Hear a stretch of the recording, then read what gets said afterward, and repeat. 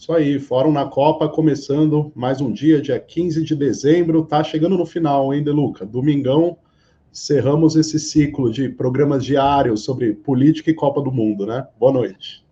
Boa noite, está acabando, né? Faltam 3 programinhas só, infelizmente, esse espaço é um espaço bem bacana para a gente conversar aqui sobre política, falar bastante sobre que outros aspectos da vida também tem a ver com política, né? Futebol, cultura. Então, a gente tem feito esse debate aqui durante esses dias, tem sido bem bacana. É isso aí. E hoje, como sempre, a gente vai começar falando sobre política, né? Depois a gente vai falar um pouquinho sobre... Um pouquinho não, vamos falar bastante sobre Copa do Mundo também, mas outros aspectos para além dos gramados, mas começar com política. Hoje a gente tem 2 convidados especiais, um deles já está conosco. Aliás, os 2 já chegaram, né? Já vamos botar os 2 na tela. Estamos com o professor Reginaldo Nasser, professor de Relações Internacionais, que já esteve aqui no Fórum na Copa conosco, inclusive. Boa noite, professor, tudo bem? Boa noite, prazer, Ivan, prazer, William. Estamos aqui hoje também com o advogado Dimitri Salles, que é do CONDEP, presidente do CONDEP, o Conselho de Defesa e Proteção da Pessoa Humana. Boa noite, Dimitri, tudo bem? Boa noite, Ivan. Boa noite, William. Boa noite, professor Reginaldo. É um prazer estar com vocês aqui. O Ivan, que eu conheço já de muito tempo, dos nossos diálogos sobre a jornalismo na área de direitos humanos, o William, que é um amigo muito especial, e o professor Reginaldo, que eu conheço pelos seus estudos, já tive a oportunidade de assistir aula com ele em alguns cursos. É um prazer estar com vocês. E a gente tem uma competição de biblioteca, né, Ivan, também. Eu e você claramente estamos perdendo essa competição. Dimitri e Reginaldo estão aí lutando pelo tamanho da biblioteca. Exatamente, nessa disputa aqui, a minha tem mais aqui para baixo um pouco, mas só aparece essa parte de cima, ainda assim eu tô perdendo. A Ana Prestes, nossa co-apresentadora aqui de todos os dias, já está conosco também, vamos subir a Ana. Boa noite, Ana, tudo bem? Oi, gente, boa noite para todos, De Luca, Ivan, nossos convidados, Dimitri, Reginaldo, professor Reginaldo. Boa noite. Está de mudança também, Ana? Tem um monte de caminhão de mudança em Brasília, né? Com muita felicidade, estamos recebendo todos esses caminhões aqui para levar eles embora. Já a gente vai falar sobre isso, mas deixa o Ivan trazer a abertura do programa para a gente. Pois é, vamos lá. Eu acho, a gente vai até comentar dessa mudança do Bolsonaro, que acontece, inclusive, né, no dia de uma operação da Polícia Federal, autorizada pelo Moraes, o famoso Xandão. A notícia do dia é essa, né? O Alexandre de Moraes fez uma operação com mais de 100 mandados de busca e apreensão, inclusive de prisão, 4 pessoas chegaram a ser presas, muito material foi apreendido, né? Uma operação contra articuladores e participantes desses atos golpistas que envolvem esses acampamentos na frente de quartel-general do Exército, bloqueio de rodovias, e a Polícia Federal também, nessa operação, está tentando identificar as pessoas que participaram daqueles atos terroristas em Brasília na última segunda-feira, né, que foi aquela noite de incêndio de ônibus, carro, depredação da cidade, enfim. O grande fato do dia hoje, então, é esse, e a gente já vem percebendo aí algumas movimentações entre parlamentares aliados do Bolsonaro, no sentido de já estar temendo prisão deles próprios, né? Hoje a gente teve um discurso do líder do Bolsonaro no Senado, líder do governo no Senado, né? Eles já falam, inclusive, em habeas corpus preventivo. Mas, enfim, essas operações hoje acabaram, de certa forma, dando tom aí de uma certa despedida do governo, né? Como a gente falou, teve um caminhão de mudança hoje já no Palácio da Alvorada, né? Todo mundo já está... já é praticamente certo que o Bolsonaro está desocupando ali para o Lula ocupar, né? Também teve caminhão de mudança na Granja do Torto, que é onde hoje é a casa de veraneio, né, da Presidência da República, mas é onde atualmente mora o Paulo Guedes, né? E ele também parece que já está deixando o local. Enfim, mas eu queria falar um pouquinho com o professor Reginaldo, o Dimitri, a Ana também, sobre essa operação da Polícia Federal hoje. Se vocês acham que essa operação tem força para desarticular esse movimento golpista, né? E se vocês acreditam que isso tende a se intensificar depois que o Lula assumir, de fato, ter o comando da PF na sua mão, né? No sentido de desbaratar essa organização golpista que vem permeando esse pós-eleição, né? O que vocês acham? Começando pelo Dimitri, depois a gente passa para o Reginaldo. Eu vejo com bons olhos a operação da Polícia Federal, porque é preciso tomar alguma medida enérgica contra essa turma que está, sobretudo, financiando os atos golpistas. Agora, é uma iniciativa bastante tímida. Você tem alguns estados, a operação no Acre, a operação no Mato Grosso, a operação no Espírito Santo, são estados relevantes da República, mas o coração e o financiamento desses atos golpistas não estão nesses estados.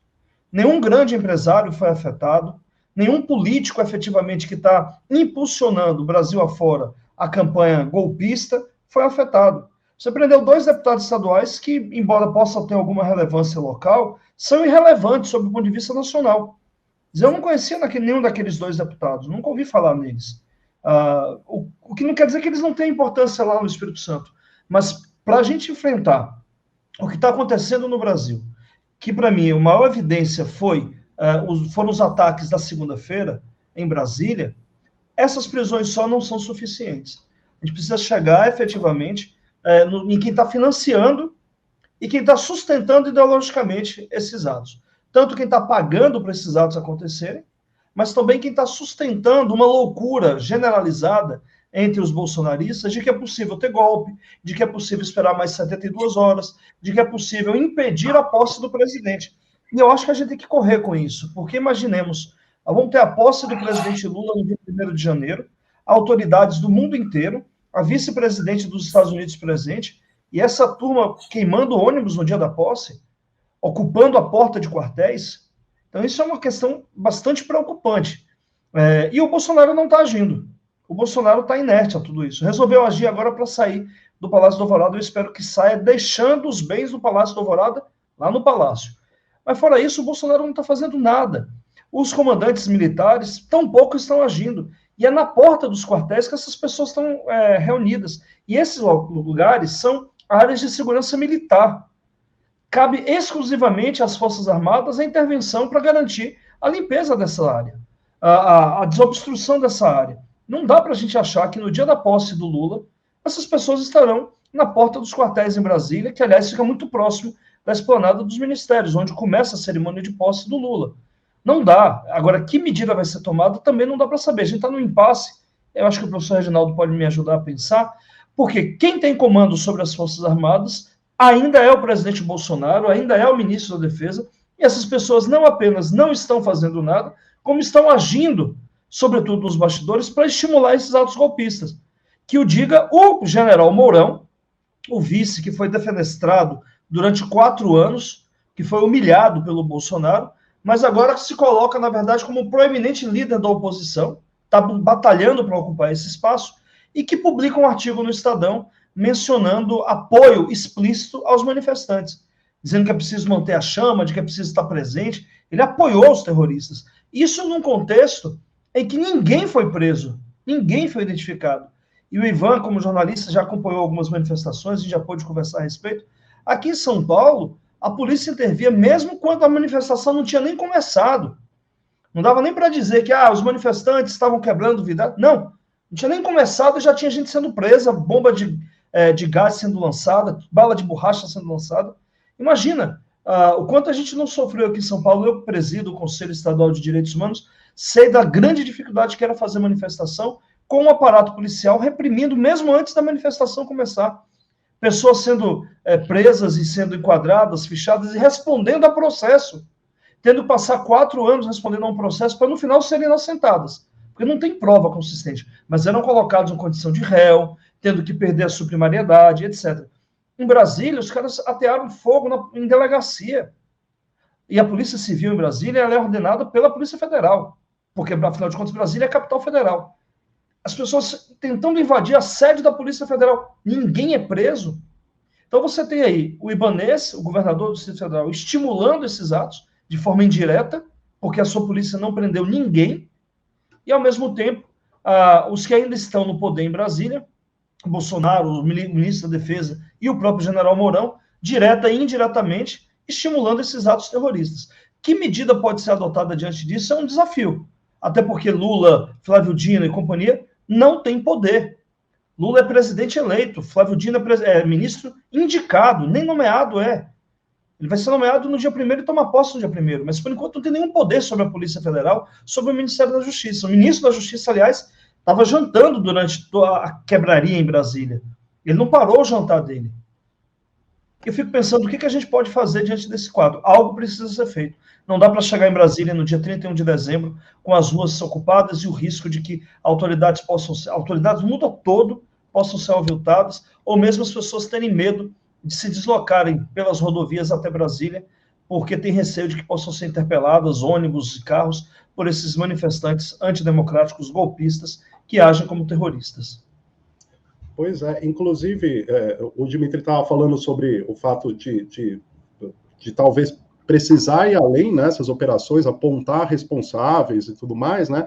A gente discutiu ontem aqui na Fórum, isso vem repercutindo muito. A gente trouxe uma matéria exclusiva mostrando a suposta ligação do Gabinete de Segurança Institucional, né, que faz parte do governo, com esses atos terroristas, né? E além disso, hoje, o Dino, que o Dimitri citou aqui, ele mencionou que nessa operação da Polícia Federal foram apreendidos aí na casa de alguns desses golpistas submetralhadoras e rifles, né? Então não é só articulação ali para bloquear a via, enfim, né? Eles estão armados. Enfim, professor Reginaldo, o senhor concorda com o Dimitri no sentido de que é preciso aprofundar essas investigações e chegar até membros do governo? Eu acho que o Dimitri deu um quadro muito, muito preciso aí da situação que nós estamos, né? Eu completaria, fazer análise, ou ampliar, que esse quadro ele vem piorando após as eleições.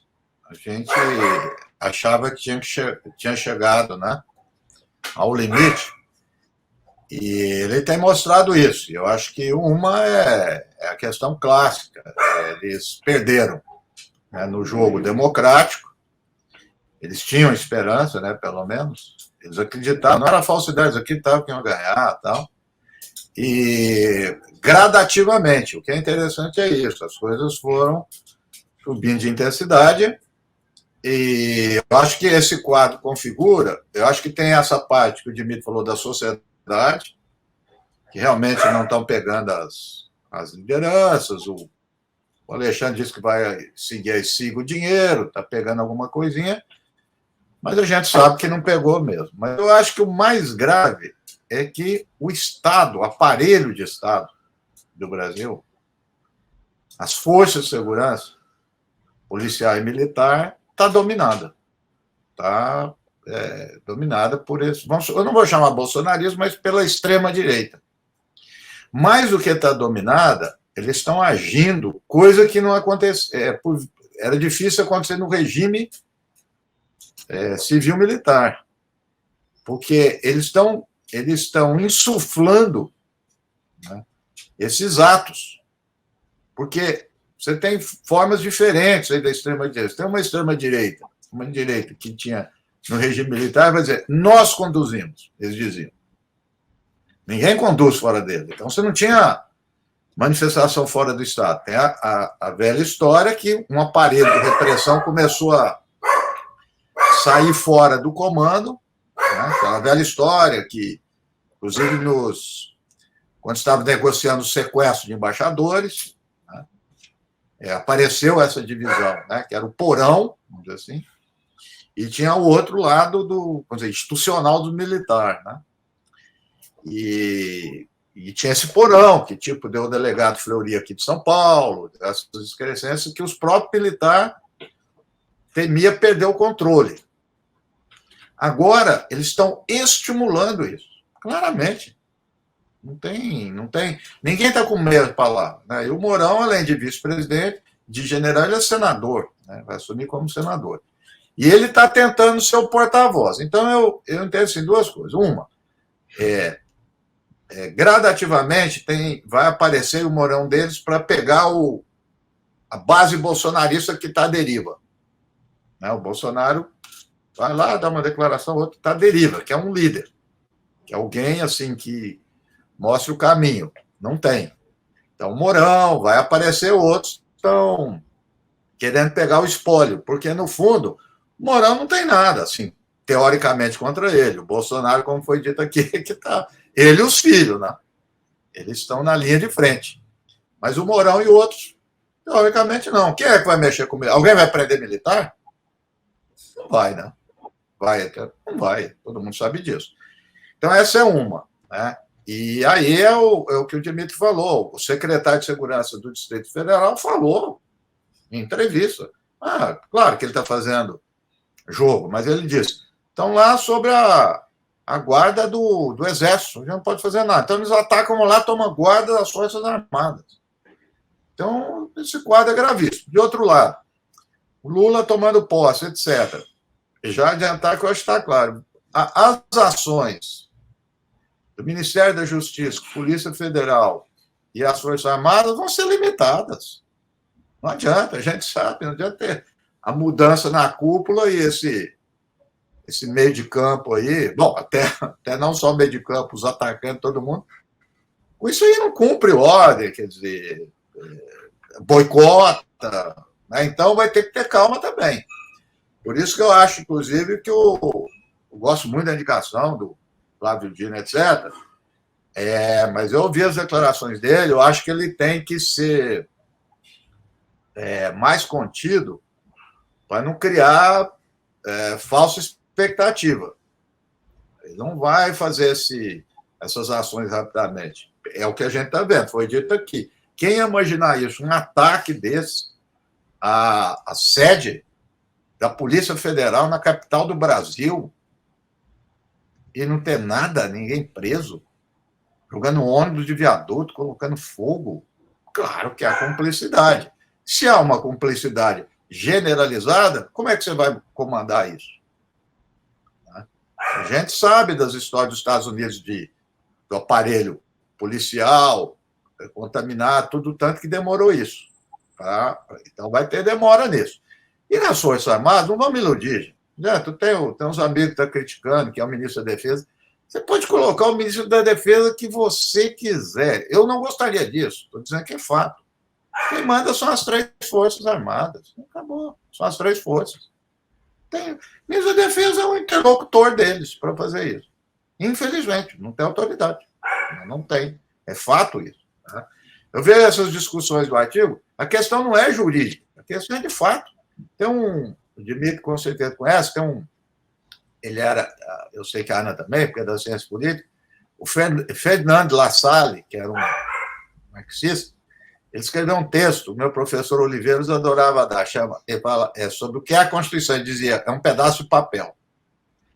Ele é um pedaço de papel. Se tem legitimidade e as pessoas dão força, ela cresce. Se não dão, então, não é a interpretação em si da Constituição, do poder moderador. A interpretação está claro que não é, tá óbvio. Isso aí não é. Mas é que eles entendem que seja. E isso faz um século. Desde que caiu o imperador. Mais de um século, desde que caiu o imperador. Então, terminar aqui, mas o quadro é esse. O quadro é sensível. Eu só não acho, Dimitri, que não, aí é muita burrice, que eles fossem fazer alguma questão na posse, porque o medo deles é a questão internacional. O Mourão tem falado muito isso. A gente tem que tomar cuidado com o ambiente internacional, né? Que, pelo menos dessa vez, está contra eles. Então, o quadro é grave. Eu acho que o quadro é grave. Deixa eu aproveitar aqui para ler alguns comentários. O Moacir Soares perguntando, será que essas manifestações não vão parar nunca mais? A Cláudia B dizendo que já deu seu like aqui, deem o like no vídeo, comentem, se inscrevam no canal, cliquem no sininho para receber as notificações, é importante aqui para fora. O Ricardo Ernesto Rose diz, já está mais que na hora de colocar na cadeia os financiadores e apoiadores dessas arruaças. Auri Mainetti aqui questionando um superchat, obrigado pelo superchat, Auri. Cursos gratuitos do Olavo doutrinaram as polícias? É uma pergunta que a gente precisa tentar responder. Agradecendo mais quem está comentando aqui, a Veranize, que está sempre com a gente, Veranize Ferreira, agradecer também o Nelly Rodrigues, Isabel Joia, a impunidade é o alimento do fascismo. O Black Anarchist, que está sempre aqui todos os dias, agradecendo todos e todas. Ana, a gente vai ver um vídeo agora, e aí eu aproveito para trazer esse assunto para você, e depois para os nossos comentaristas, sobre uma fala do líder do PL no Senado, o senador Carlos Portinho, do Rio de Janeiro. Ele disse que ele tem medo que o Jair Bolsonaro seja preso a mando do Alexandre de Moraes. Vamos ver esse vídeo, e aí eu queria o seu comentário sobre isso que a gente falou até agora, e sobre esse medo real do Bolsonaro, né? Parece que a água bateu, e ele realmente está com medo de ser preso depois de deixar a presidência. Nada no mundo melhor, sistema algum, do que a democracia. Mas para que haja democracia, é importante que haja igualdade entre os poderes. A situação está insustentável no país. Anotem, estão nos levando a uma ruptura. Hoje, guardem o dia de hoje. Estão nos levando, e não queremos, estão nos levando a uma ruptura. Protejam as prerrogativas parlamentares, a liberdade de expressão e, acima de tudo, a democracia. Porque hoje o vento pode soprar de um lado, amanhã soprará de outro. E eu sempre estarei aqui defendendo a liberdade de expressão, a prerrogativa, o direito de fala do parlamento. Para concluir, senador. E a democracia acima de tudo. Só para complementar aqui, antes da Ana responder, além dessa fala dele no Senado, né, ele compartilhou essa fala dele com a seguinte legenda no Twitter: medo, violação das prerrogativas parlamentares. E muito mais, como líder do governo no Senado, me sinto ameaçado, não pelo que eu falo, mas pela função que desempenho. Já seria o suficiente para invadirem o meu gabinete e minha casa. Aí ele repete, medo. Ele repete 2 vezes que ele está com medo, que ele se sente ameaçado. E depois ele falou em on para o jornalista Guilherme Amado, do portal Metrópolis, né? Ele falou dando o nome mesmo, não foi nem off. Ele disse o seguinte: o presidente nos disse que acha que vai ser preso pelo STF. Ele está com medo de ser preso e nós também. Vejo isso acontecendo. Estamos sendo ameaçados pelo STF. Agora eu estou com medo de me posicionar na tribuna e as consequências que isso pode vir a ter. Aí se diz que no PL já estão até articulando habeas corpus preventivo. Enfim, só para complementar aí a fala dele antes de passar para a Ana. Oxalá. Mas vai, Ana. Eu acho que eles estão falando isso por conta desses processos, né, que foram abertos aí, novos, que pega Zambelli, pega o próprio Bolsonaro, né? Eu acho que eles têm que ter medo mesmo. Se eles têm medo da justiça, eles têm que ter o medo mesmo, porque motivo para eles serem, no mínimo, processados são vários, né? São inúmeros. Então, e a gente espera que assim funcione realmente a justiça brasileira. Por isso que eles estão tão desesperados, o Lira, eles aí estão desesperados em organizar essa espécie de mandato vitalício, né, para ex-presidentes. Hoje aqui em Brasília isso circulou muito. Os arranjos, o formato que eles vão fazer essa proposta que conquiste outros ex-presidentes para também aderirem, para dar mais força para essa proposta deles, porque realmente o que se diz aqui em Brasília, nos bastidores, é que eles estão apavorados com essa virada aí do dia 31 para o dia 1º, e esse discurso que ele faz, o discurso que todos eles fazem, a Bia Kicis, a própria Zambelli, todos eles têm feito, são discursos assim preventivos e alertas para a base deles, entendeu? Então, assim, joga para o lado de lá, porque sentem que realmente o que está chegando é essa situação. E vão criando uma série de dificuldades. Eu concordo muito com o Reginaldo que um ponto fundamental, professor Reginaldo Nasser, um ponto fundamental para a gente conseguir resolver essa equação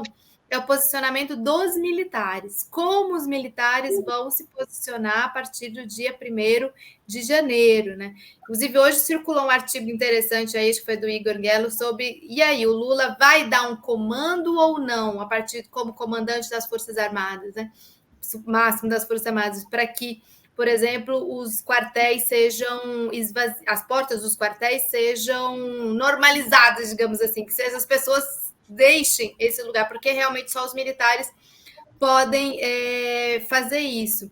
E hoje, quando eles acabam, por exemplo, não sei se o Ivan já ia falar disso por agora, ou o De Luca, com a Comissão da Verdade, não, a Comissão dos Mortos Desaparecidos, eles acabam criando mais uma dificuldade do governo com os militares, porque o governo vai querer recriar essa comissão e vai ser mais um ponto de aresta com os militares. Ou seja, eles estão criando o máximo de dificuldade possível para o novo governo, justamente para embaralhar toda essa situação que é muito, muito perigosa para o novo governo, como que o novo governo vai se estabelecer nesse começo. E eu acho que eles têm que ter medo mesmo, porque se eles têm medo da justiça, da democracia, que ela funcione, ela vai atrás de quem cometeu crimes.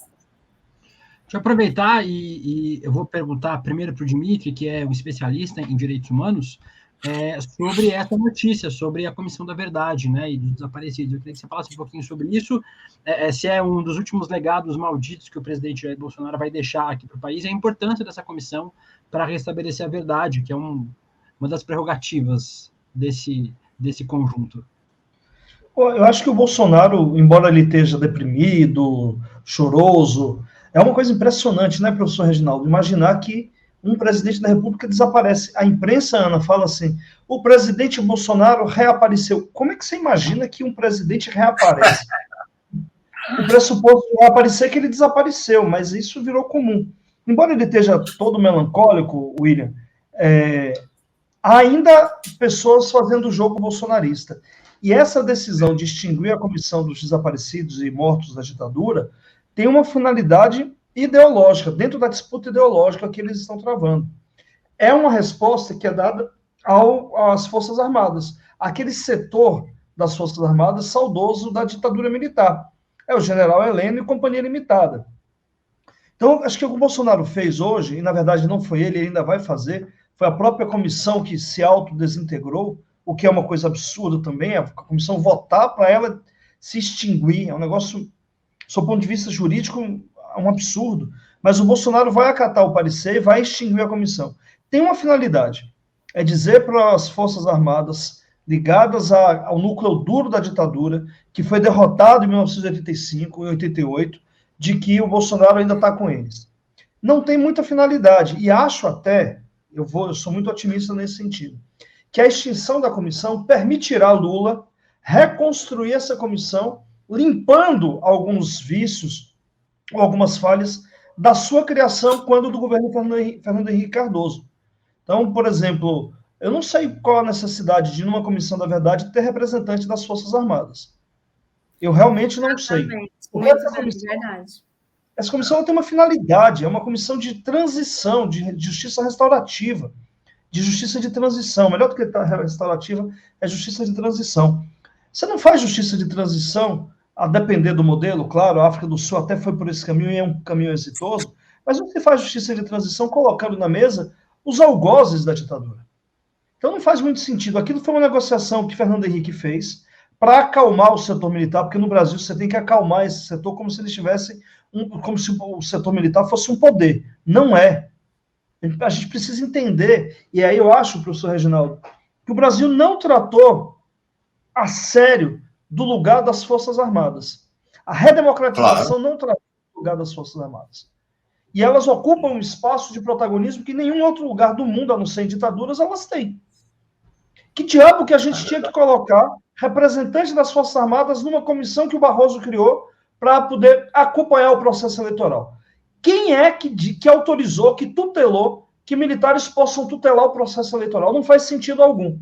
Então, quando o Bolsonaro extinguir essa comissão, no meu entendimento, e eu espero que a gente que atua com direitos humanos tenha a força a política necessária para conseguir convencer o governo Lula a recriar esta comissão, só que em outros patamares. É preciso ainda, enquanto houver desaparecidos, é preciso que essa comissão exista. É preciso encontrar os corpos das pessoas que morreram nas mãos dos ditadores. Isso é uma questão indispensável ao processo de recostura da democratização.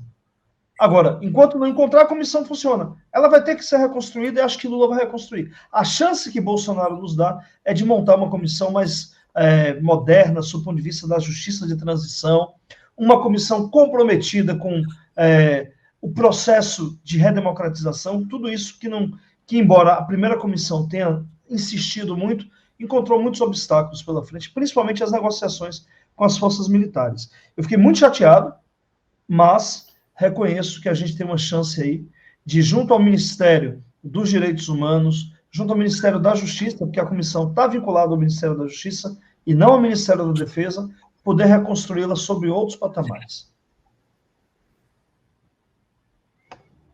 Isso aí, passa para o senhor Nasser comentar essa questão da extinção da comissão também, professor, por favor. É bom ter o otimismo do Dimitri e o meu pessimismo, porque acho que a gente vai para a Ana e modera, né? Porque, em princípio, é óbvio que eu concordo. Eu acho que, como analista político, eu vou e tento ser o mais fiel ao contexto e aos fatos. Então, isso que o Dimitri falou é verdade e perdemos o momento, né? A gente tem que ser realista. Hoje o contexto é muito, mas tremendamente mais desfavorável do que década de 90 e mesmo no início do governo Lula. Todo mundo sabia, mas ninguém imaginava a situação que nós chegamos. Isso é fato, né? Então, eu, Dimitri, acho difícil que o Lula vai mexer nisso. Acho muito difícil, né? E não tiraria a razão dele, não. Porque, veja, vamos ser realistas. Eu acho que hoje nós temos, vamos dizer assim, 3 grandes focos aí que alimentam isso que você falou. É um foco, vamos dizer, parlamentar, né, um grupo de parlamentares, de políticos. Você tem estou falando das ameaças, dos riscos que vêm para o governo Lula. Você tem vamos dizer, as forças de segurança, vou colocar militar e polícia. Veja, no meu passado aí, que a gente lembrava, quando é que eu ia falar de polícia rodoviária? Polícia rodoviária, na minha cabeça, era coisa mais neutra, coisa de multa e tal. Os caras o cara é um fascista. Até o cabelo dele é daquele estilo dos nazistas, do Hitler. É um negócio louco. E os caras estão protegendo ele, claramente. Então, veja, põe polícia rodoviária no meio, põe polícia militar, parte da Polícia Federal e as forças militares. Olha a coisa. E, para mim, é o mais perigoso. Faria Lima. Os investidores. Porque e aí eu vou para a resposta. Se a economia for bem, tudo isso que nós estamos falando arrefece. Essas forças ficam tudo oriçado quando tem virar em cima do PT, quando o governo apresentar problemas, né, econômico e tudo, né? Então, as dificuldades são muito grandes. O Lula vai aparar essa. Veja, quantos militares tem no governo? 3.000? É isso? Mais de 3.000? Mais de 6.000. Falam de 6 a 8.000. 6.000? Isso, Ana. Mais de 6.000, Ana. Mais de 6.000? Fala até em 8.000, olha isso. né? Então, veja, olha o aparelho de Estado como é que está. Então, veja, as dificuldades são muito grandes. Vai ter que pisar em ovos, com certeza, porque ele sabe a gente está no risco. Então, vai precisar muito também de mobilização social. Isso eu não tenho dúvida. Isso a gente precisa. O governo vai precisar disso. E vai ter que sinalizar para isso. Não pode fazer, né? Então, eu acho que essa é uma ferida deles, é sensível dos direitos humanos. Eu me lembro dos sinais já que apareceram, mais do que sinais, as declarações, não lembro agora dos generais, mas muito fortes durante tanto o governo Lula como o governo Dilma, que já eram os sinais de fricção em relação à comissão. Eu sou apreço. Eu falo que ele é o Sartre no Brasil, Paulo Sérgio Pinheiro, meu amigo, foi meu professor, adoro ele, e a gente sempre estava conversando, o Paulo Sérgio é um batalhador nisso, mas eu lembro dos choques que ele tinha, das declarações com esse pessoal, já lá, né? Então, nós vamos entrar num momento de muita esperança, eu tenho, e a gente tem que ter, mas muita dificuldade, né? Então, é uma área sensível. Agora, é isso, a área econômica indo bem, eu acho que as outras coisas, os militares se aquietam. Eu sempre falo isso, eu não vejo um lugar onde o militar fica oriçado sem ter apoio ou ser cúmplice do poder econômico. Não existe isso. O militar é o braço disso. Se tiver poder econômico, ele sai. Então, nós precisamos ganhar com isso. Eu tenho visto o Haddad falar, ele está desempenhando um papel importante já na mídia, para convencer esses setores, mas eu vejo que todo mundo está indo com muito cuidado, e deve ser. Eu acho que deve ser com cuidado, porque se a gente quer alcançar resultado, tem que ir com cuidado. Eu acho que são distinções de estratégia e tática. Acho que tem que ter uma estratégia muito clara. O Dimitri falou de direitos humanos, fazer tudo isso. É estratégia. A tática, eu acho que tem que... A política é assim, né? A gente tem que... Mas é um momento muito difícil e inédito. Nós nunca vivemos um momento parecido para você dizer, é parecido, vamos fazer assim. Tem nada a ver com a transição lá da década de 80. Os militares estavam querendo sair fora. Eu me lembro de ter ido numa coisa da Escola Superior de Guerra. A fala deles era o seguinte: nos colocaram na fria. Nos colocaram quem? Os civis. Fizeram a gente, em 64, entrar, colocar ordem na casa. Nós colocamos ordem na casa, agora nós somos o culpado disso. Vão querer julgar a gente.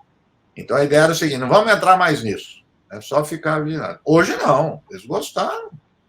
Eles gostaram, estão gostando de ver povo falando deles, sabe? Isso aí eleva moral, né? Então é um momento muito diferente. Vamos ver. Militar é isso. 64, o João Goulart dizia: o único general que eu confio é o Castelo Branco. Deu o que deu. O Heleno, eu vou dizer aqui com todas as palavras, tem muito meu colega que esconde. O Heleno era saudado pelo Lula, pelo seu... Eu também, estou nessa também. E vários outros cientistas políticos. O Heleno fez a abertura da Associação Brasileira de Ciência Política. Isso foi em 2012. Eu lá falar, e todo mundo achando que... Eu fiz várias entrevistas com generais em 2013. Ninguém criticava o Lula Dilma. De repente... Então, é um grupo que age em conjunto, às vezes mostra que tem divergência nenhuma. Eu concordo com a interpretação que o Pietro e os outros fazem, que é o inverso do que a maioria faz. Os militares usam o Bolsonaro, e não o inverso. A gente fala, eles dando, é o capitão mandando o general, é o contrário. Ele é o bobo da corte, porque ele vai sair. E aí voltar no tempo que vocês estavam colocando. Eu acho que a grande mudança é essa. Eles vão sair do... Quem vai sair do poder?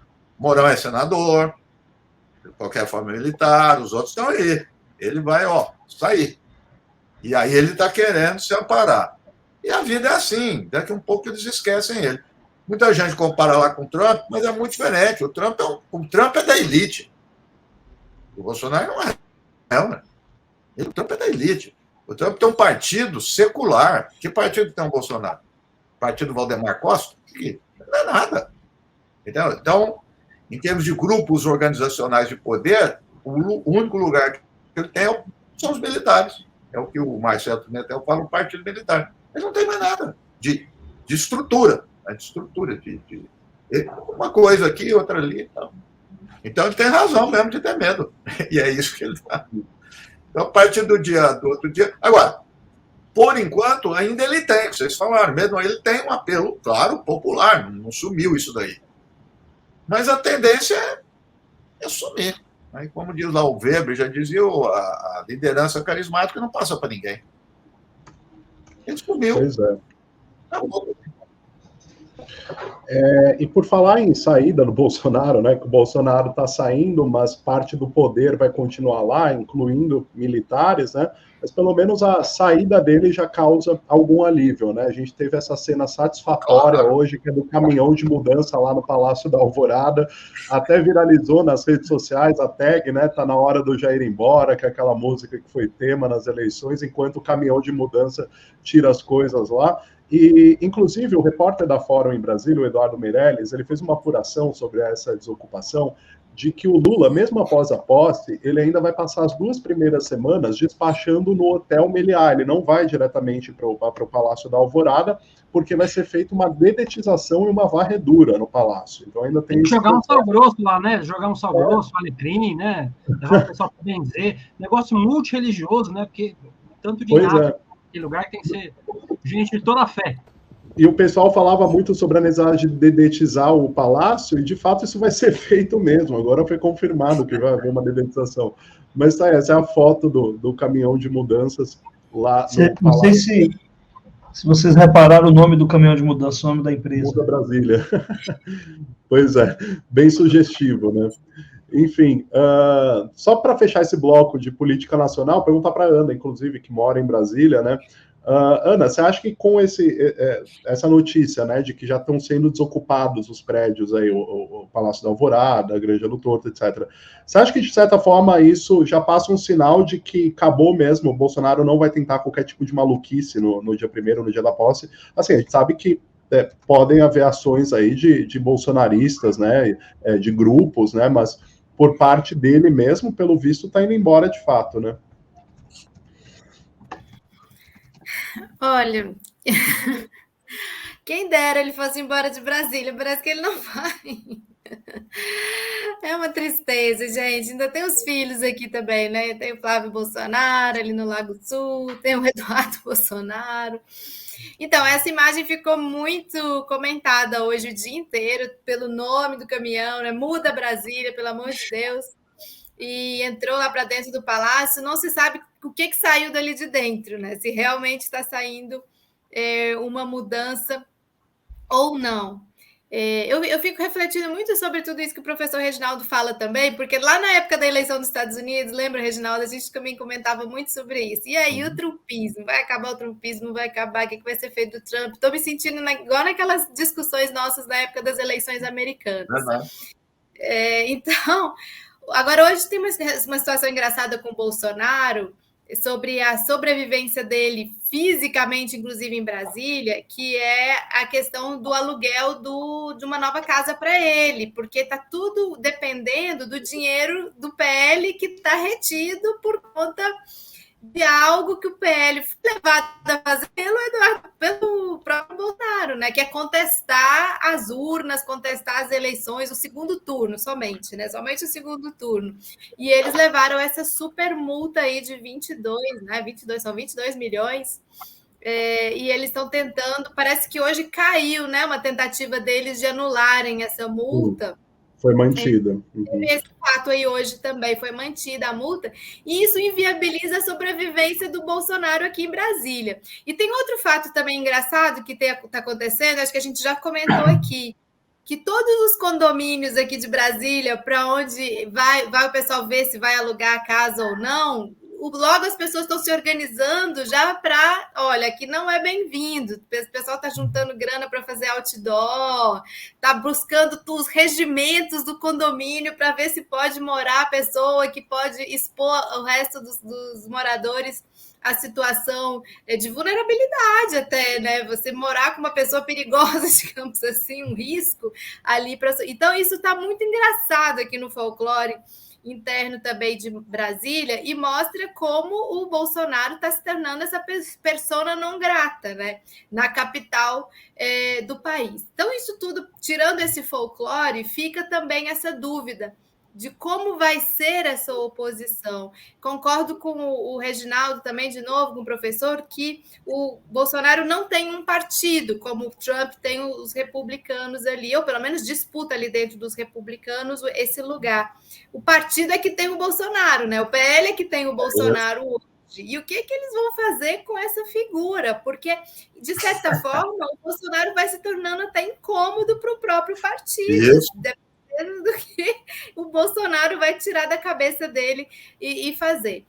O que se pergunta também é, eles vão criar confusão no dia da posse, os manifestantes, né? Sim ou não? Porque os bolsonaros, eu acho que vão estar na toca deles nesse dia. Só uma coisa, eu gostei do que a Ana falou, rapidinho, mas é importante, que ele está virando um estorvo para o Centrão, né?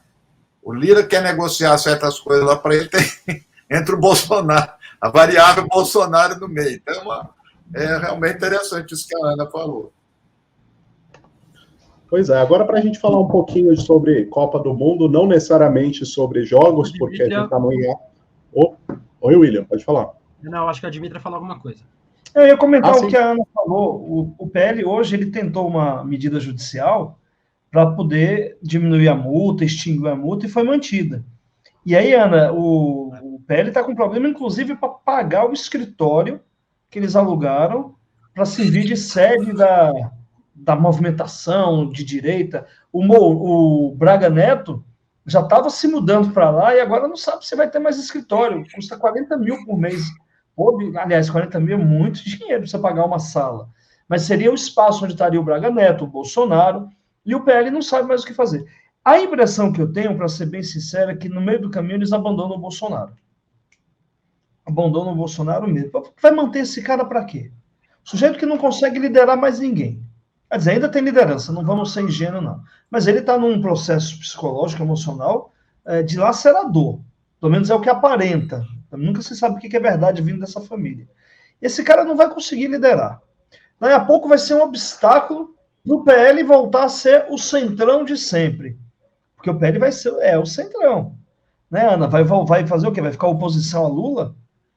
Não vai participar do governo? Não vai participar das... Não. Então, assim, eu acho que não demora muito. E outra coisa, para que pagar uma mansão para o Bolsonaro? Faz algum sentido para vocês? Faz algum sentido o PL ter que pagar a residência do Bolsonaro e da Michelle? Porque, pelo que eu soube, foi a Michelle que escolheu a casa que eles vão morar, uma mansão e tal. Qual o sentido disso? O Bolsonaro tem salário, cara, tem aposentadoria de ex-presidente, de militar, de deputado. Qual o sentido? Me parece que tem uma barganha quase que infantil, sabe? Volta ali a fase anal de que eu te dou você me dá comida, eu não te dou as fezes. É uma coisa quase infantil, me dá alguma coisa para eu não sair perdendo em tudo. Então me paga a casa. Um cara que tem 51 imóveis comprados com dinheiro vivo. Para que ele precisa disso? É uma barganha muito mesquinha, muito medíocre. No fundo, o Bolsonaro, inclusive, tem muito medo de voltar para o Rio de Janeiro, porque ele se afasta do poder central, onde ele pode tentar barganhar sobre a sua liberdade. Sobre a sua liberdade. O que me incomoda, e aí eu sou muito sincero, o que me assusta, nem tanto incomoda, me assusta, é essa cultura brasileira de sempre negociar tudo. Sempre negociar. Tá aí o Aécio Neves, que foi inocentado de tudo, francamente. Né? Aí, até que ponto essas negociações já estão em curso? E aí me preocupa até que ponto o próprio PT, de alguma forma, patrocina essas negociações. Porque, claro, o Reginaldo tem razão, o meu otimismo foi reduzido, professor, mas não vamos ter dificuldade, não vai dar para a gente fazer o governo dos nossos sonhos, isso é fato. Mas até que ponto a gente vai ter que negociar tudo, sabe? O cometimento dos crimes do Bolsonaro, do Carlos Bolsonaro, do Flávio, isso é muito evidente. Isso não. Não, isso não tem. Isso não tem negociação. Eu espero. Isso não. Mas... Não, aí perde a credibilidade. Fica essa pergunta, né? Quem vai abrigar Bolsonaro? Talvez até por isso a família Bolsonaro esteja tentando tirar a cidadania italiana agora, né? Faz pouco tempo que eles foram até a embaixada italiana em Brasília, né? E inclusive o parlamento italiano está se articulando para o parlamento não, né? Mas um parlamentar em específico já está denunciando, né? O que representa. Seu microfone está fechado, Ana. Acho que ela queria falar alguma coisa. Mas, enfim, está tendo essa movimentação, né? A família Bolsonaro procurando cidadania e lá na Itália já tem parlamentar denunciando, né, o que a família Bolsonaro representa e querendo caçar esse direito da cidadania. Oi, Ivan, enfim, já pensou se ele... Não fala, professor, pode falar. Não, eu estava pensando sem ironia. Já pensou se ele for para lá e aí inverter o que fizeram com... Como é que chama? Que pediu a extradição, o italiano. Aí nós vamos pedir... Hã? Não. Era da Brigada. O César Batista. Aí nós vamos pedir a extradição... César e Batista. Batista. Aí nós vamos pedir a extradição do Bolsonaro para cá. Nós vamos na Itália pedir para mandar ele. Tem uma coisa que eu queria só jogar ali, desculpa, De Luca, jogar ali nessa fogueira que está falando aqui. A gente não pode desmerecer o Tribunal Penal Internacional. E aí meu otimismo talvez seja maior, e eu me quebro todo depois. Mas o Bolsonaro foi denunciado com uma denúncia muito consistente. E especificamente sobre a questão indígena. Então, não é uma denúncia ampla que pode ser que o tribunal rejeite. Não, é uma denúncia muito bem feita, pegando o aspecto do genocídio indígena, e isso é muito delicado. E eu tenho a impressão que, nesse aspecto, o Tribunal Penal Internacional vai para cima do Bolsonaro. E se for para cima do Bolsonaro, eventualmente ele for chamado a responder e for condenado, O único lugar que ele vai ter chance de tentar se esconder é nos Estados Unidos, porque não integra o TPI. Mas, ao mesmo tempo, os Estados Unidos têm pacto, têm acordo de extradição com o Brasil, de extradição. E aí, o pedido do Brasil, o Biden vai responder assim, ó, toma. Mas, a ver. Ô, Ivan, eu acho que se, assim, todo mundo discutindo o futuro do Bolsonaro, eu acho que o Alexandre de Moraes tem planos para ele, viu? Então você precisa ficar de olho aí também no que o Alexandre de Moraes quer, tá? Onde é que o Bolsonaro vai morar e tal. Talvez tenha uma cela pintada lá na faculdade, pronta para receber o Jair Bolsonaro. A gente está falando do futuro dele sem consultar o Alexandre de Moraes. O Alexandre de Moraes tem pensado sobre isso, né? E olha, eu vou dizer para vocês, pelo que a gente conhece no meio jurídico, acho que a Ana aí em Brasília deve ouvir falar muito disso, o Alexandre de Moraes não vai deixar nada quieto. Os caras bateram muito pesado nele. E continuam batendo, mas o Alexandre de Moraes não é um ministro bonzinho, que vai contemporaneizar, vai entender sobre o contexto da disputa política, não. Ele é promotor de formação, né? Ele vai para cima, eu acho que ele vai para cima, principalmente do Bolsonaro. E eu entendo o medo do Bolsonaro. Entendo porque ele está lidando. Os caras estão batendo pesado. O Bolsonaro xingou o Barroso de uma forma muito vil, sabe? Xingou o Alexandre, continua insistindo nisso. Os caras não estão medindo a consequência. Perdeu a família, né? Perdeu a família dos ministros. Sim. Mulher do Gilmar Mendes, todo mundo falando em coisa, da mulher do Alexandre Moraes, aqui teve ameaça. Casa da pessoa. Vai para casa da pessoa, começa a ficar difícil. E aí, agora, pelo que a gente ouve de bastidor, Ivan, só para terminar, claro, o Alexandre vai para cima. Vai para cima. Inclusive, essa era uma das coisas que eu estava pensando aqui sobre o pós-Bolsonaro, né? Depois que Lula assumir de fato.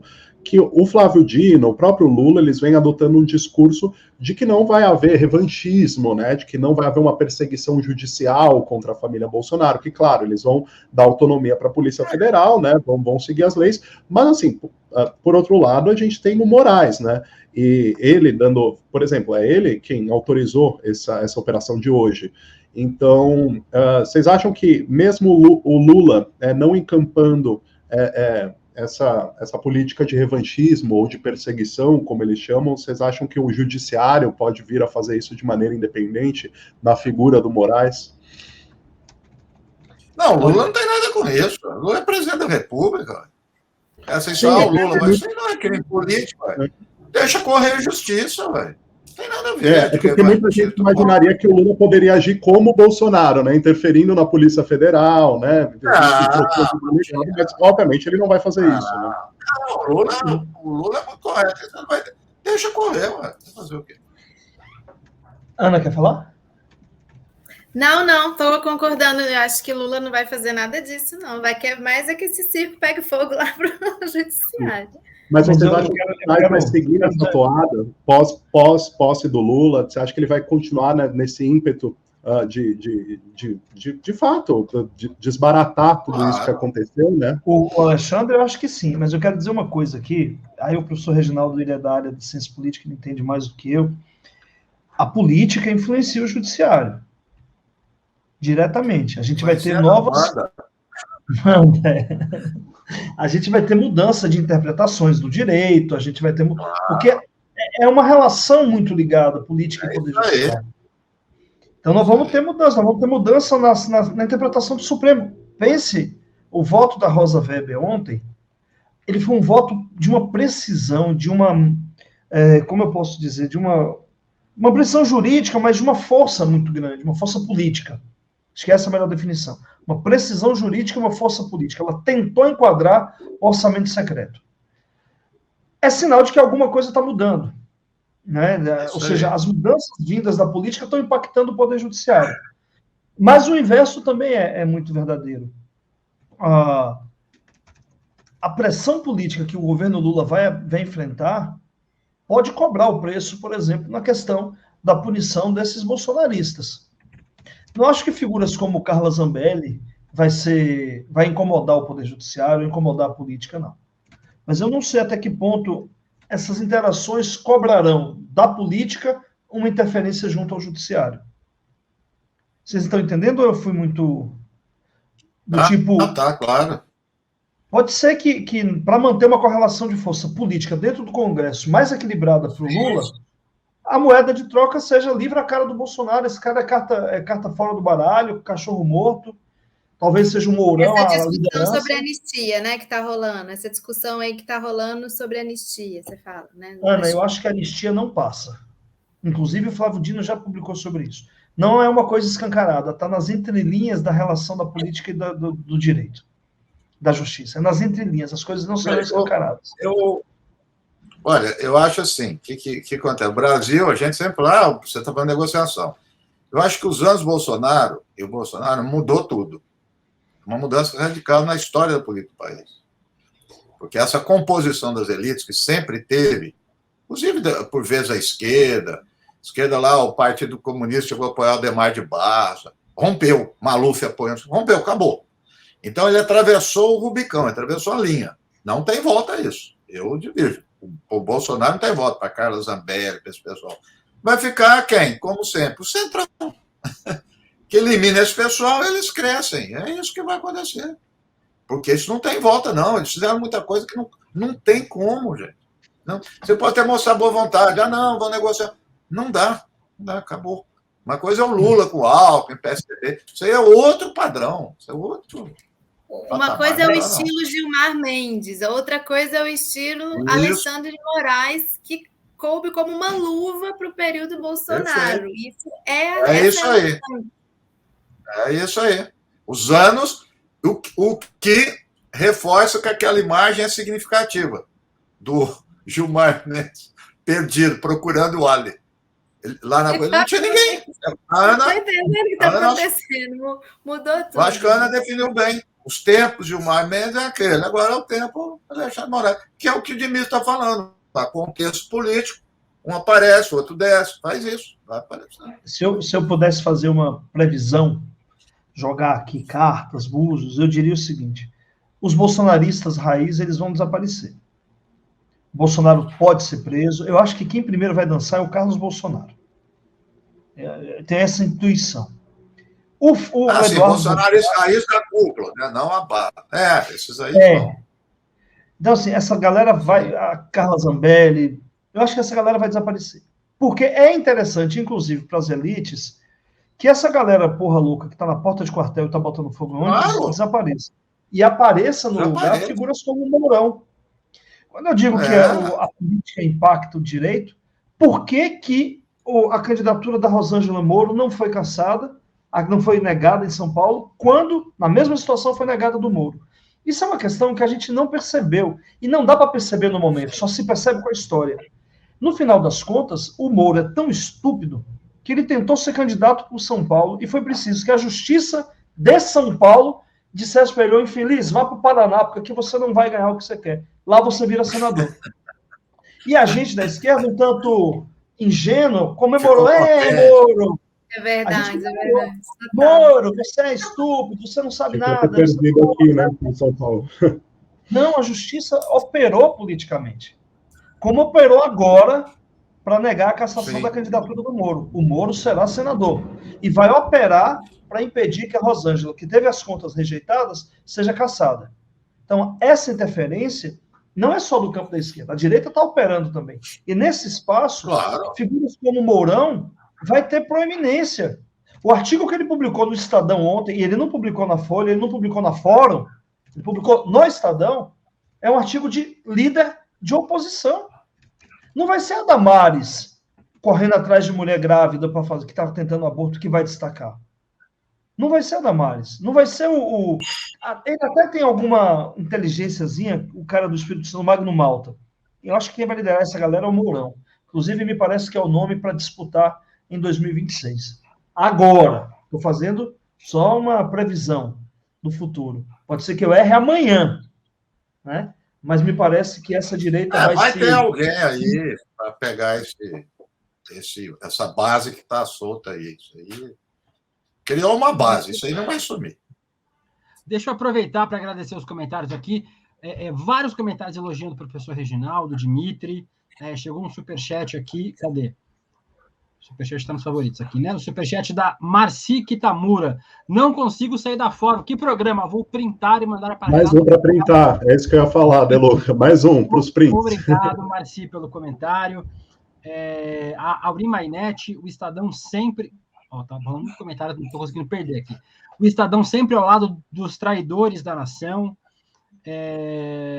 A Dilma Lessa, companheiros, vamos dar spoiler, que sejam todos presos. A Tereza Nacli, bolsonaristas presos, não sobra ninguém. Eu já falei algumas vezes que vão ter que construir um anexo na Papuda com estacionamento para caminhão, porque o que vai de bolsonarista caminhoneiro para lá. A Ana Gersoni Costa, ótimo Alexandre de Moraes. O Marcos Oliveira, se tiver anistia, lá na frente pinta outra agente da extrema-direita com as mesmas prerrogativas. A anistia não, é verdade. Serve, inclusive, como desincentivo a outros agentes da extrema-direita. A Patrícia, eles têm que ser presos. Tinha uns elogios aqui para o Dimitri, mas eu perdi, porque é muito comentário, gente. Hoje vocês estão comentando muito, obrigado. Para mim que você perdeu os elogios, né, Luca? Mas é que tem muito comentário. Um volume muito grande, vou tentar achar um aqui, pelo menos. Mas, enquanto isso, para a gente terminar o nosso fórum na Copa de hoje, vocês não saem ilesos daqui sem falar o placar da final da Copa do Mundo no domingo, entre França e Argentina. A Ana vou deixar para o, senão ela vai colar dos outros. Vou começar pelo Dimitri. Dimitri, placar final, França e Argentina, quem vai ser campeão do mundo? 2-1 Argentina. Bem, a Argentina é tricampeã para o Dimitri. Professor Reginaldo. Professor, desculpa, eu não entendo muito de futebol, mas acompanhei a Copa esse ano, estou entendendo um pouco mais, o De Luca sabe, me levou no estádio com ele, e eu narrando o jogo, fazendo análise, imagina, Ana, a coisa mais absurda era o que eu falava, mas agora eu estou entendendo mais um pouco. Hã? O Galvão Bueno que se cuide. Agora eu estou entendendo um pouco e eu acho que eu estou com a França. Embora o jogador francês, que eu não sei falar o nome, o cara é bom pra caramba. Você está com a França ou com a Argentina? Você falou Argentina, mas eu acho que o jogador lá da França... Você falou agora a França? Não, mas é a Argentina que eu estou torcendo. Professor Reginaldo. Eu sempre gostei de futebol desde criança. E sou França...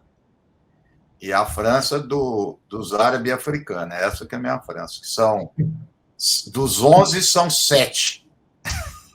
São 7, eu contei lá. Dos 25 tem muito mais. E eu vou torcer para eles. Porque isso tem uma repercussão muito forte dentro da França, na Europa, né? Que são filhos de imigrantes e refugiados, onde eles chegaram. Né? Tem o filho do Thuram. Thuram foi um grande jogador da França, na década que só tinha branco. O filho dele entrou no segundo tempo, jogou bem. E o Thuram tem uma ONG lá na França, de refugiado imigrante. Ele tem posições de esquerda muito fortes, sempre está criticando o governo. Então, tem uma posição política muito, muito boa. E eu gosto também do futebol do Mbappé. O Messi é o cracaço, merecia também. Mas o Mbappé, eu acho que cara de 21, 22 anos, ser bicampeão seguido... é um negócio muito... Ele é filho de argelina e de camaronês. Porra, ideal. Depois eu peço pessoal. Ô, professor Reginaldo, eu conheci você num curso sobre as questões árabes, na época da Primavera Árabe. Isso em 2014. Onde? Lá no Icarabe. No Icarabe. Eu acho que sim, lá na região central, Vila Buarque, por ali, eu acho. Do Icarabe, eu acho que é. Ana Prestes, a Argentina ganha de quanto? Gente, eu vou falando os palpites e eu esqueço qual foi o último. Aí que você acerta. Aí você direito para o mesmo jogo. Mas eu lembro que é a Argentina que eu apostei, que eu estou torcendo para a Argentina. Eu acho que foi 3-2, eu vou ficar assim, 3-2, muitos gols. Mas eu tenho uma curiosidade, porque vai ter disputa do terceiro lugar também, né? Professor Reginaldo Nasser, você vai de Marrocos ou Croácia? Marrocos. Né? Marrocos. Certeza que ia ser isso. Essa aí é unanimidade aqui. Não esperava nada. Um sufoco na França. É muito interessante. O Marrocos, a Bélgica era a candidata favorita, eliminou assim. Aí ganha da Bélgica, a Bélgica que é ruim. Aí a Espanha, favorita.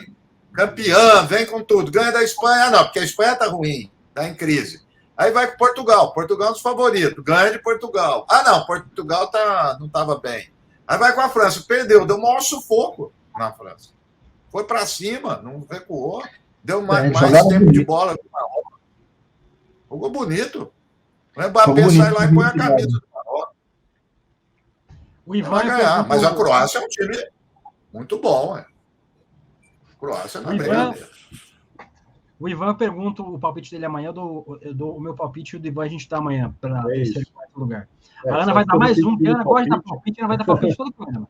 Ana vai palpitando. Achei aqui os comentários, ó, a Dilma Lessa e a Maria Bernadette dizendo que amaram o otimismo do Dimitri, o Black Anarchist falando Dimitri manda bem demais. Pronto, achei aqui para você não ir embora sem o seu elogio. Agradecendo a participação do Dimitri, do professor Reginaldo. Vocês podem deixar suas considerações finais e dizer onde é que a gente encontra vocês. Quem está assistindo aqui o Fórum na Copa encontra vocês para continuar conversando. Vai lá, quem vai primeiro? Pode começar você, Dimitri.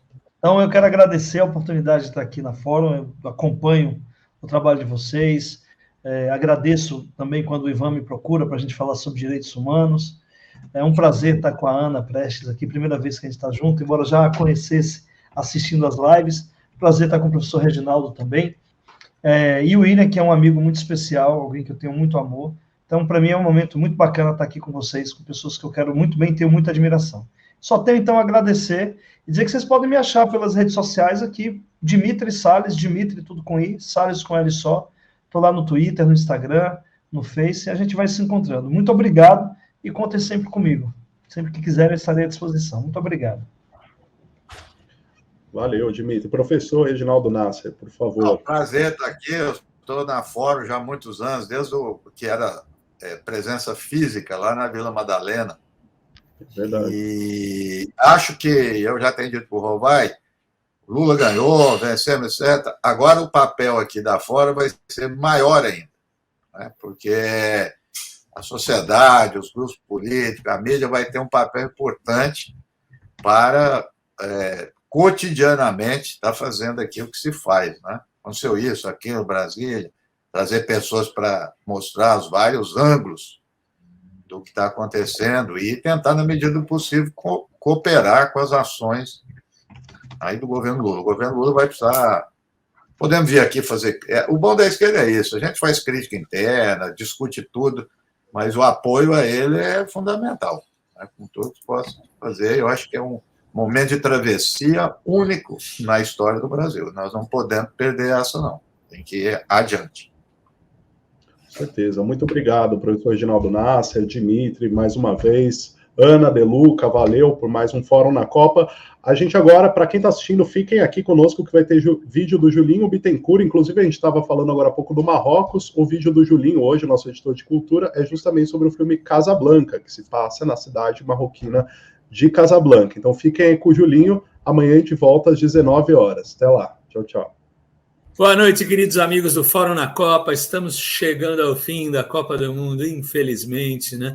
E eu vou fazer hoje uma homenagem que eu estou com vontade de fazer desde que começou a Copa e principalmente desde que começou a maravilhosa participação da seleção do Marrocos, que é, como vocês podem ver aqui do meu lado, para o filme Casablanca, que é considerado um dos maiores filmes americanos da história do cinema. O filme se passa na cidade de Casablanca, né? Que é a maior cidade do Marrocos e particularmente dentro do Rick's Bar, que é o bar do Humphrey Bogart, né? Que é o Rick, que é um personagem maravilhoso. Ali se dá uma trama de amor e tal, entre ele e a maravilhosa Ingrid Bergman, que está linda nesse filme, e ela é casada com Victor Laszlo, que é um herói da resistência francesa lá contra o nazismo. Tem uma trama entre eles lá, romântica e ao mesmo tempo política, né? O Humphrey Bogart tem acesso às cartas de trânsito, onde as pessoas de lá, de Casablanca, podem partir para Portugal e depois de Portugal escaparem da Segunda Guerra Mundial para os Estados Unidos, para a América, para começar uma vida nova, né? A trama toda se dá em torno disso, e há um detalhe nesse filme que vale e muito a pena ser lembrado, ser ressaltado, que é a música As Time Goes By, You Must Remember This, A Kiss is Still a Kiss, A Sigh is Just a Sigh, que o pianista do bar, né? O pianista do Rick's Bar, ele toca para Ingrid Bergman. E um detalhe, ele estava proibido de tocar a música porque o Ricky lembrava dela quando ouvia a canção, então ele havia proibido o pianista de cantar. Tem uma coisa interessante aí que ficou conhecida, a frase "Play it again, Sam", o pianista era o Sam, né, que toque outra vez, Sam.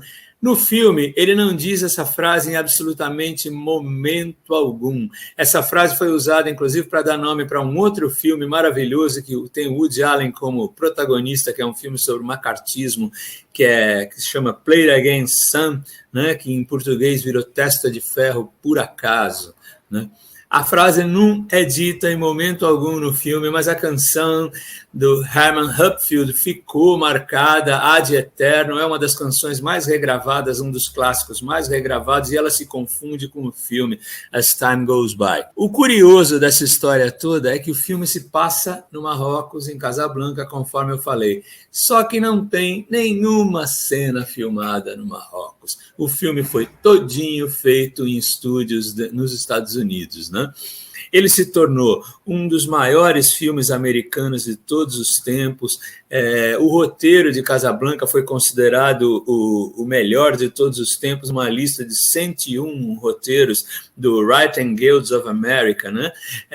Enfim, ganhou vários prêmios, é um clássico do cinema até hoje, vale muito a pena vocês assistirem. E é isso aí, fica a nossa homenagem para o Marrocos, nesse finalzinho aí de Copa do Mundo, a gente em compasso de espera, aguardando a final aí, gente. Muito obrigado, um grande beijo para vocês e até amanhã!